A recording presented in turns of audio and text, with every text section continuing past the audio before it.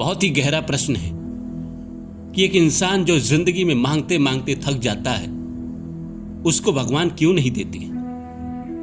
और एक इंसान जिसके पास सब कुछ पहले से है, उसको भगवान कुछ नहीं देते। एक इंसान गरीब परिवार में पैदा हो गया, उसके पास रहने के लिए घर नहीं, जिंदगी में कुछ भी करने के लिए अपॉर्चुनिटी नहीं, जेब में पैसा नहीं, कपड़े फटे हुए। लेकिन एक इंसान जिसके पास सब कुछ है, बड़े घर में पैदा हुआ, सारी सुख सुविधाएं हैं, वो भगवान से कुछ मांगता है तो मिल जाता है। और उस इंसान, जिस इंसान के पास कुछ नहीं है, वो भगवान से कुछ भी मांगता है तो भगवान उसकी पुकार नहीं सुनते। जिंदगी गुजर जाती है पर भगवान उसकी पुकार नहीं सुनते। ऐसा क्यों होता है? क्यों एक साधारण इंसान की बात नहीं सुनते हैं भगवान, जबकि बड़े बड़े लोगों की बात सुनते हैं? क्या बड़े बड़े लोग भगवान के मंदिर में बड़े बड़े दान करते हैं, इसीलिए भगवान उनकी सुनते हैं? और छोटा गरीब आदमी, साधारण आदमी भगवान के मंदिर में दान नहीं कर पाता है, तो क्या भगवान उसकी बात नहीं सुनेंगे? क्या भगवान इतने निर्दयी हैं कि गरीबों की बात नहीं सुनेंगे और अमीरों की बात सुनेंगे?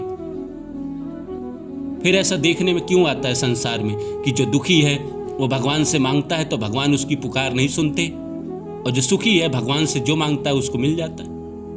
क्यों ऐसा होता है दुनिया में कि गरीब गरीब बनता चला जाता है और अमीर बनता चला जाता है? भगवान बैलेंस क्यों नहीं करते हैं?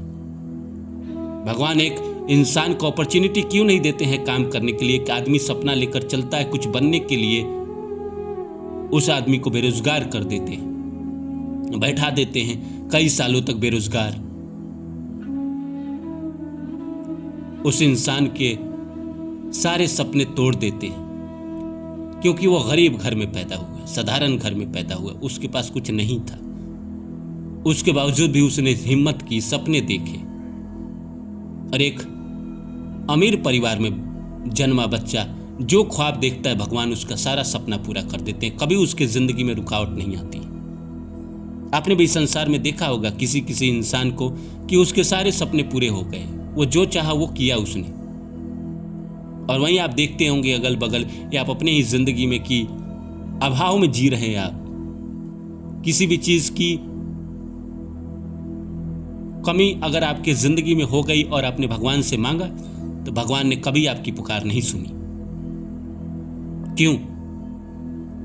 तो नमस्कार दोस्तों, मेरा नाम है रानू बाबू। जैसा कि आप सभी लोग जानते हैं कि मैं आपके लिए कहानी, कविता और मोटिवेशनल वीडियो लेकर आता हूं। इसी श्रृंखला में आज लेकर आया हूं कि भगवान उसको क्यों नहीं देते जिसके पास नहीं है। भगवान उसी को क्यों देते हैं जिसके पास सब कुछ पहले से है। तो आइए इस सब्जेक्ट को शुरू करूं। इससे पहले आप सभी से विनम्र निवेदन है कि कृपया करके मेरे चैनल को सब्सक्राइब कर दे और जितना हो सके शेयर करें, और मेरे दूसरे चैनल रानू बाबू वर्षा को भी देखे, उस पे जाए, वीडियो देखे। आइए शुरू करते हैं। बहुत पहले की बात है, एक इंसान को भगवान कहीं ना कहीं दर्शन दिया करते थे और साक्षात उससे मिलते थे और बात करते थे। भगवान इंसान को दर्शन दे, ये तो बड़ी बात है ना। धीरे धीरे ये खबर आसपास के लोगों को पहुंची, तो उस इलाके के सम्राट ने उस इंसान को अपने पास बुलाया और कहा कि अगली बार जब तुम भगवान से मिलने जाना, जब भगवान से तुम मिलोगे तो भगवान से कहना कि मुझे और ना दे। बहुत दे दिया भगवान ने, इतना दिया भगवान ने कि मैं क्या ही कहूं। मैं शुक्रिया अदा करते करते थक जाता हूं, कितना थैंक यू बोलूं। भगवान मुझे और दिए जा रहे हैं, और दिए जा रहे हैं। कई बार तो मैं मांगता भी नहीं, तब भी वो दे देते हैं। उनसे कहिएगा कि अब मुझे और ना दे। उस आदमी ने कहा ठीक है, मैं भगवान से कह दूंगा कि और आपको ना दे। उस आदमी ने कहा ठीक है। वहां से वो चला। जैसे आगे बढ़ा तो कुछ दूर जाने के बाद एक गरीब आदमी सड़क किनारे बैठा हुआ था। तो उसने देखा उस इंसान को, और उसको भी पता था कि भगवान से इसकी बात होती है। उसको विश्वास नहीं था, लेकिन ऐसे ही बोला कि क्या तुमको भगवान दर्शन देते हैं क्या? उस आदमी ने कहा जी, तो भगवान से तुम मेरा एक शिकायत कर देना।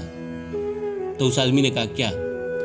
बोलना कि मैं सुबह से लेकर शाम तक भीख मांगता हूं, पर इतना नहीं जुटा पाता हूं कि अपनी जिंदगी अच्छे से काट सकूं।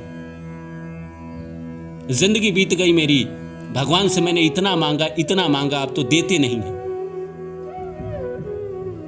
क्या ये जिंदगी? एक धोती है, वो भी आधी फटी हुई है। उनको शर्म नहीं आता है कि गरीब आदमी को मैं कितना सता रहा हूं, कितना दुख दे रहा हूं। उनसे मिलना तो अगला बार कहना कि भाई उस गरीब आदमी को देना शुरू करिए। उस आदमी ने कहा ठीक है, मैं कह दूंगा। फिर वो भगवान से मिले। भगवान से मिलने के बाद उन्होंने कहा कि महाराज, हमारे इलाके के सम्राट जो है, सेठ जी जो हैं, उन्होंने कहा है कि भगवान और मुझे ना दे। भगवान बोले कि ठीक है, मैं उसको नहीं दूंगा, लेकिन उसको जाकर कह देना कि वो पहले शुक्रिया अदा करना छोड़ दे।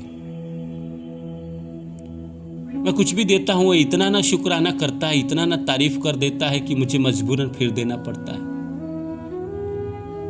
तो मैं उसको देना बंद कर दूंगा, लेकिन तुम जाना और कहना कि भाई आप भगवान का शुक्रिया अदा करना बंद कर दीजिए। फिर उस आदमी ने कहा कि हमारे गांव में, हमारे इलाके में एक भीख मांगता है, मजदूर है, ऐसा ऐसा है, पहनने के लिए धोती नहीं है, ठंड में कांपता है, सड़क पे रहता है। उसने भी आपसे कहा है कि भगवान से कह देना कि मुझे दे, जिंदगी बीत गई मेरी और भगवान ने मुझे कुछ दिया नहीं। तो भगवान ने कहा कि ठीक है, मैं उसको देना भी शुरू कर दूंगा, लेकिन उसको जाकर कहना कि पहले शिकायत करना बंद कर दे।